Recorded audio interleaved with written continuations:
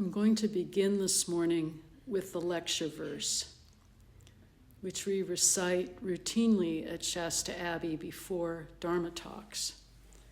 And I'm beginning with it because I love it. I think it's very powerful. If you know it, you're welcome to recite it with me. The unsurpassed, penetrating, and perfect truth is seldom met with, even in 100,000 myriad kalpas. Now we can see and hear it. We can remember and accept it.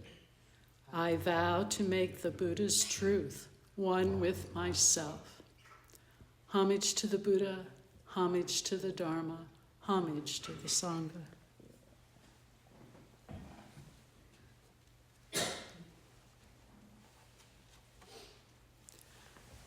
My talk today is based on the chapter in Joko Beck's book, Everyday Zen, called The Fire of Attention.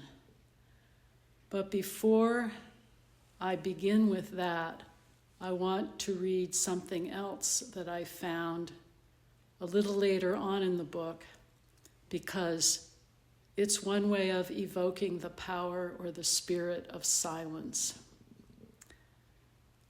She writes, an obstacle to practice, common among people who spend much time at Zen centers, is substituting talk and discussion and reading for persistent practice itself. The less we say about practice, the better.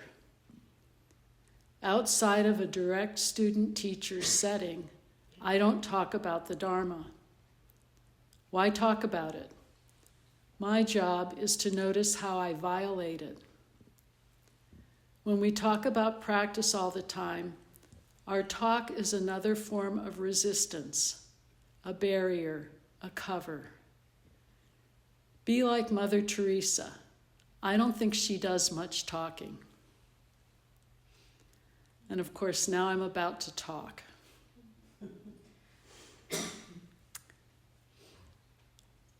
Our emails for the last few weeks that have described this retreat have begun with a couple of quotes. And the first one is a quote that Joko Beck offers us from Eido Roshi. He says, "This zendo is not a peaceful haven, but a furnace room for the combustion of our egoistic delusions." This zendo is not a peaceful haven, but a furnace room for the combustion of our egoistic delusions. And then Joko confirms this. She says, practice is about breaking our exclusive identification with ourselves. Again, practice is about breaking our exclusive identification with ourselves. There is something both very beautiful and very harsh in the analogy of fire in this quote. Today is a fire retreat. We are sitting hard in a lot of silence to see what we might discover under these circumstances. It is not that we have to make things intentionally hard to get somewhere in our practice. This practice where we're not trying to get anywhere anyway. Where would the limit of hard be? Should we create a torture chamber and then tell ourselves, well, it's good practice? There is something to be said for a peaceful zendo and for a peaceful mind. I think of water, not fire. The waters of compassion flowing through and over us. And certainly that is our practice too. And yet, what about fire? What about the hot combustion that burns up all the dross, that burns away self? can we sit in fire and know that this too is compassion? Because sometimes our lives are on fire. Our minds and hearts are on fire. Sometimes there is just no wiggle room. Life itself is not always peaceful, and there is nothing we can do to make it so. Besides, the self is not very amenable to just getting up and leaving. It likes to put up a fight, as I think we all know from hard experience. And what is to give light must endure burning, as Viktor Frankl so famously said. What is to give light must endure burning. I myself yearn for ease. And yet, what is it that makes us so uncomfortable with being uncomfortable?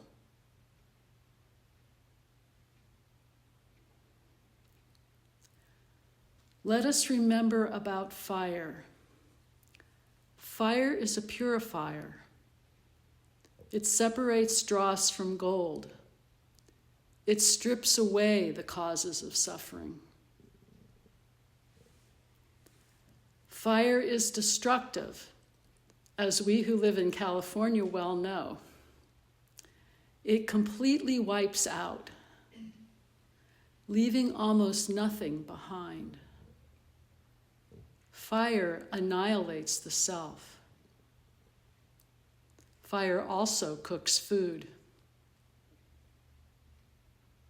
And fire gives light. With fire, we can see in the dark.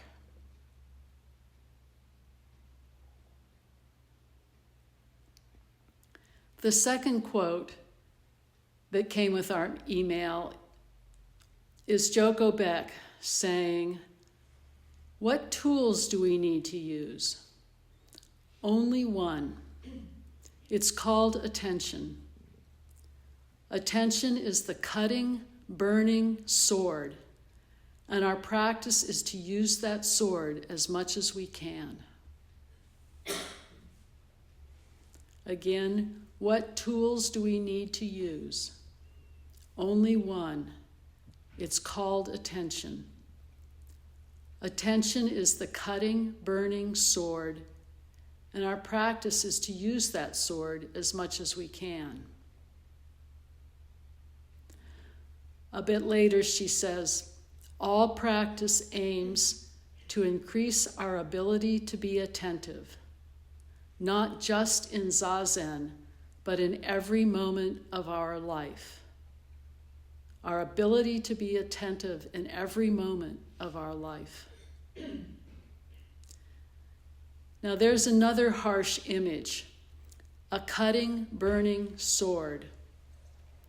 A sword, when our practice is non-harming. A cutting, burning sword, as if our practice were a battle or a war. This sword, the fire of attention, burns out our thoughts, as Joko says, so that our lives can be dispassionate and fundamentally unaffected by outer circumstances. The fire of attention burns out our thoughts so that our lives can be dispassionate and fundamentally unaffected by outward circumstances. Joko says that to burn out our thoughts is to burn out our attachments. This is an interesting equation, equating attachment and thoughts. Attachments certainly generate thoughts. Attachments certainly prevent us from dispassion, from being unaffected by outward circumstances. It is important that we not be lazy about our attachments, that we not justify them as reasonable human responses to conditions.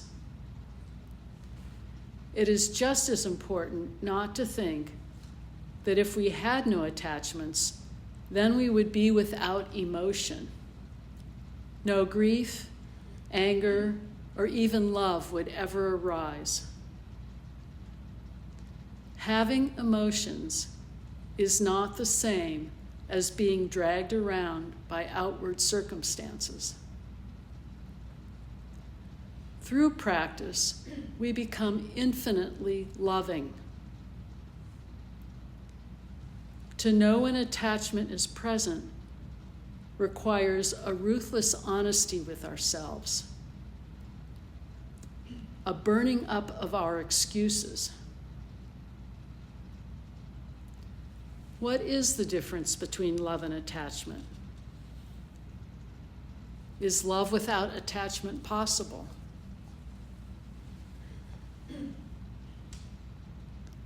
So dispassionate does not mean to be a cold person. It means not to be caught and dragged around by circumstances. Can we imagine remaining peaceful even within difficult circumstances? Within our buttons being royally pushed? Within the deepest grief? Perhaps the Zendo is a peaceful haven, precisely because our egoistic delusions are being burned up, even in the midst of the burning. And this Zendo is our whole lives.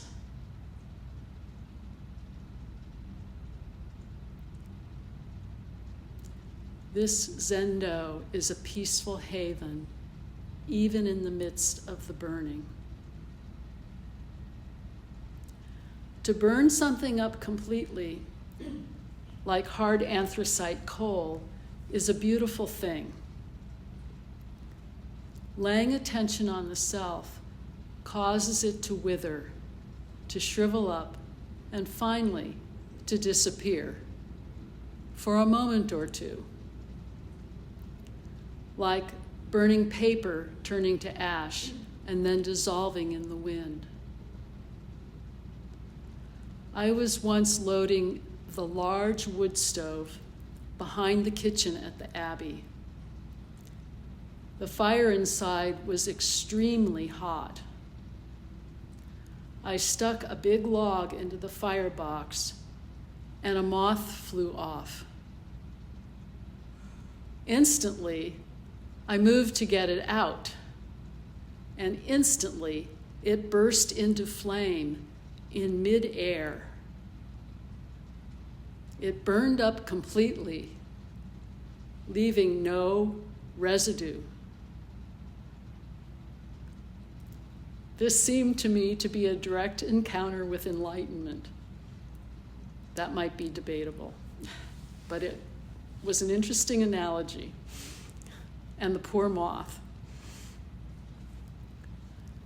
Other times, attention is a cool balm, not a roaring fire. When we lay attention on the breath, for example,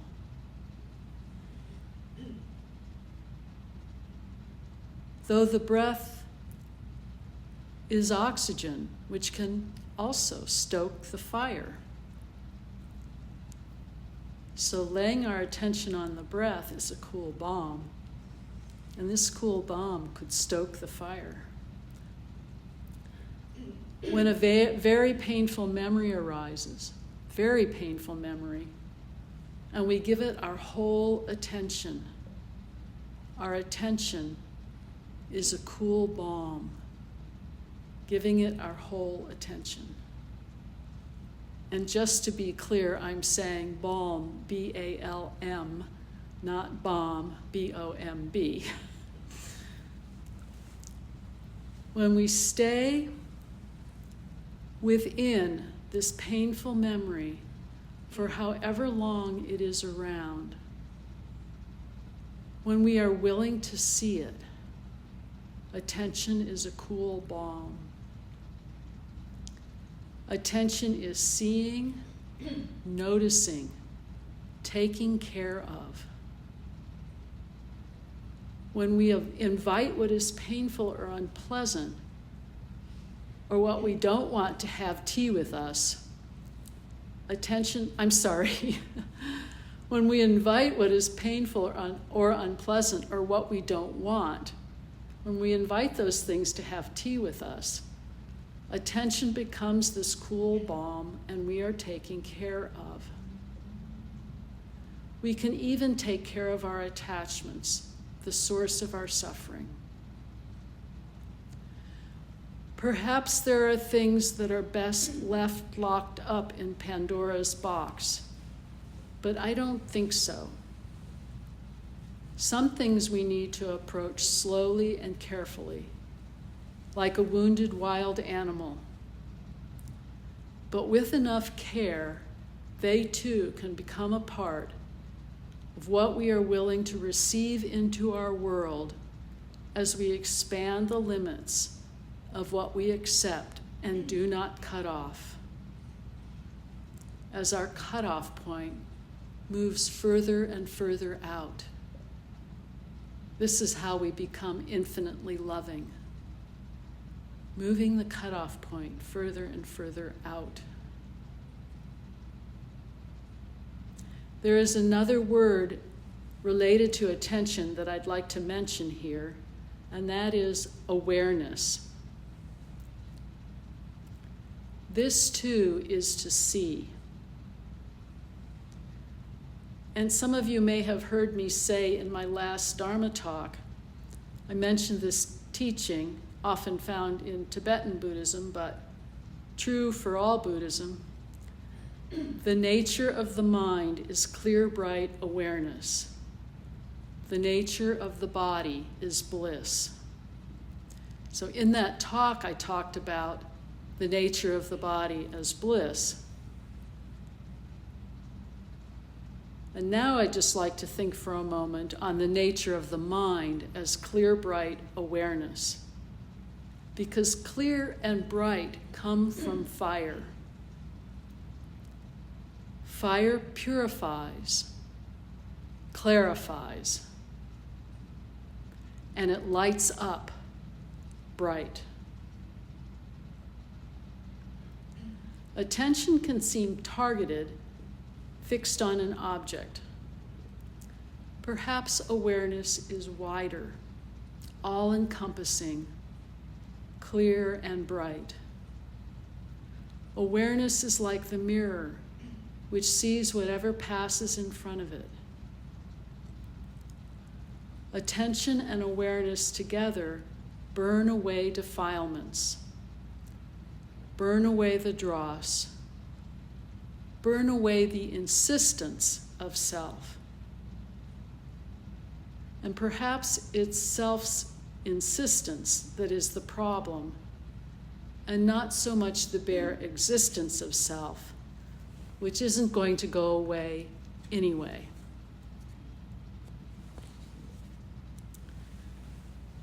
Joko quotes great master Huang Po.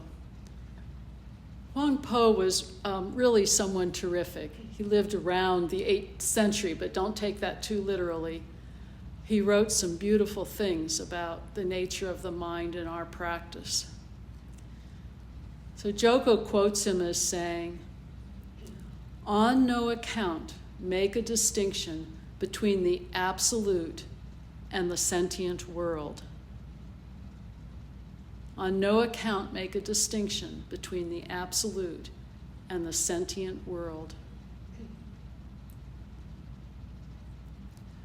We chase after Buddhahood, but Buddhahood is right here in cooking our food, doing the dishes, changing a bandage, caring for our trash and recycling, etc. Joko says, our life is always absolute. The truth is not somewhere else.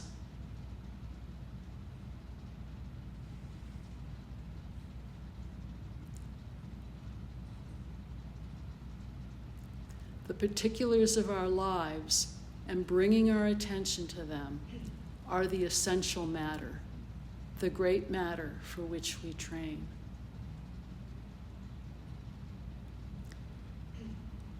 With sitting as foundation, appropriate action always follows.